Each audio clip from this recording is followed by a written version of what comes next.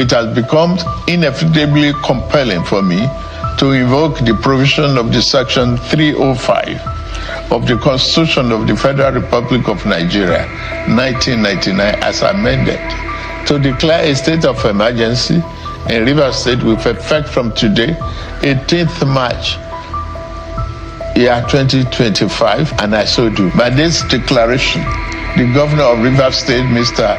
Similaye Fubara, his deputy, Mrs. Ngozi Odu, and all elected members of the House of Assembly state are hereby suspended. In fact, he acted as the dictator by saying that the administrator that he has appointed can make regulations and laws will be made for the Rivers State House of Assembly henceforth by the Federal Executive Council. The Federal Executive Council does not have such powers. Section 11 of the same Constitution says that, look, when there is a state of emergency, it's only the National Assembly that can make laws for a state House of Assembly. Now, President Tinubu has appropriated unto himself the powers to make laws for the River State House of Assembly.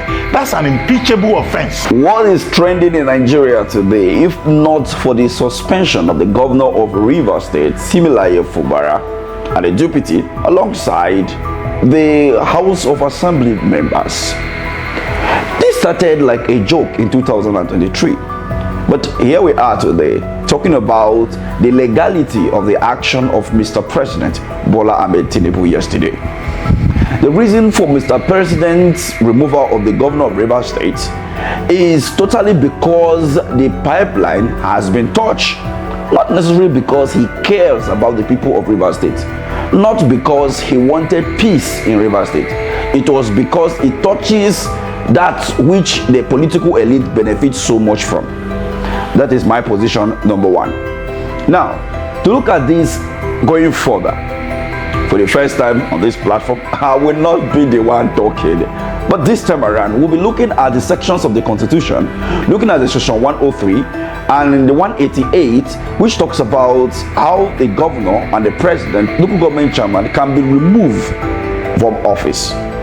But to look at all of this in context, from a professional point of view, we'll be watching this video together of Reuben Abati of Arise TV. The video may be long, but stay to the end so you will really understand that the president of Nigeria, Bola Ahmed Tinubu, not once, not twice, this is the third time he is committing an impeachable offense. But you know, is it the Senate that's that is rocked with a lot of sexual scandal? You remember the Senate president with Natasha Abati? Is it the House of Rep members that are donating 705 million naira to the president for charity that will step up to investigate Mr. President? Anyway, let's watch this video together and have a detailed understanding as to all of these issues coming out of Rivers State. Of the Constitution, which the president himself highlighted. He said he was acting within the purview of Section 305 of the Constitution. Section 305 of the Constitution explains the circumstances under which the president shall declare a state of emergency. And the conditions are properly stated. If the country is facing a threat of war or imminent war, is Nigeria facing the threat of war in Rivers State? That's one question. It also talks about, a situation whereby something could happen in any part of the federation where, Nigeria could find itself in a chaotic situation. The president is required to act. Number three, where the governor in that particular state does not immediately respond, to the crisis situation and does not approach the president to act in the national interest. So those conditions are properly spelled out. However, that same section 305 says that the president, will give a proclamation which will be gazetted and then will go to the National Assembly, and the National Assembly, if it's in session within, 48 hours, would act. If it's in recess, within 10 days, will act. If the National Assembly does not consider that particular proclamation, gazetted proclamation, valid, then it will vote otherwise. 2/3 majority of the two houses, the Senate and the House of Representatives, and if that happens, the decision is abated. Okay? Now, because we are constrained by time, let me now say that Section 3005, which the President quoted, is the operative principle. Now, let's look at what the President said. I think that the President has violated the Constitution, even within the purview of Section 305. And he has violated the Constitution because he was not properly advised to respect that section of the Constitution. In what regard did he violate that section of the Constitution? In fact, he acted as the dictator by saying that the administrator that he has appointed can make regulations and laws will be made for the Rivers State House of Assembly henceforth by the Federal Executive Council. The Federal Executive Council does not have such powers. Section 11 of the same Constitution says that, look, when there is a state of emergency, it's only the National Assembly that can make laws for a state House of Assembly. Now, President Tinubu has appropriated unto himself the powers to make laws for the River State House of Assembly. That's an impeachable offense. I don't know whether the National Assembly will have the courage either to reject his gazetted proclamation or to proceed on an issue of impeachment against him for violating the Constitution of the Federal Republic of Nigeria. Now, the other relevant portion of the Constitution is Section 188. Section 188 of the Constitution spells out how a governor can be removed from office. A governor cannot be removed from office by the proclamation of the President of Nigeria. It can only be removed if there is gross misconduct as put as an allegation by the House of Assembly, and then the CJ is advised to form a panel of reasonable people of distinguished qualities in the state. And in that panel, now decides within the purview of Section 183 that those allegations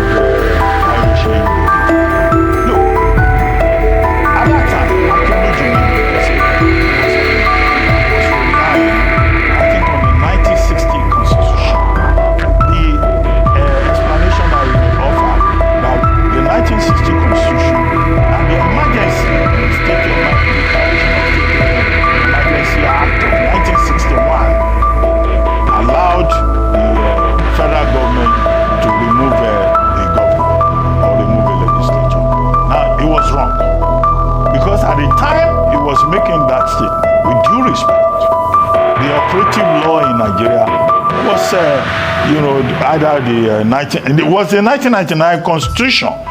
So Akinolujimi saying it was 1960 Constitution, 1961 Declaration of Emergency Act was just using political expediency to justify the illegality that President Obasanjo engaged in. And people who are quoting the Obasanjo president must realize that an armed robber cannot say that because one armed robber got away with it, so you also have a right to commit armed robbery. That is wrong. The second point that I would like to make, again with due respect, is that people have been referring to the Jonathan period, that Jonathan declared state of emergency in about 3 states of the Federation, Adamawa, Borno, I think Yobe. Now, that argument has been settled by Mohammed Bello Adoke, who was Attorney General of that time, in his book, The Burden of Service. I don't remember the specific pages. But as a reviewer of that book, I reviewed that book on the back page of this. I recall that Mohammed Adoke argued that there is nowhere in the Constitution that the president is empowered, that's 1999 Constitution, that the president is empowered to remove a sitting governor or remove a sitting House of Assembly. And that was why under President Jonathan, no governor was removed, no deputy governor was removed, no state House of Assembly was sacked, no local government chairman was even removed in those 3 states. So the people who are just making arguments about president, they are speaking out of ignorance. And I recommend Adoke's book for them to find that explanation. In all of this, what do you make of this whole drama in Rivers State?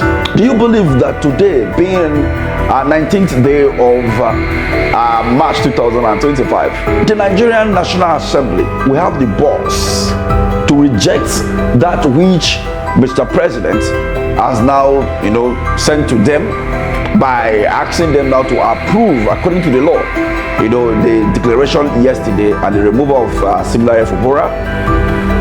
Or do you think that the Senate or the National Assembly will turn around to even go into the procedures of impeachment of the president, having, misguided Nigerians and misuse of his powers?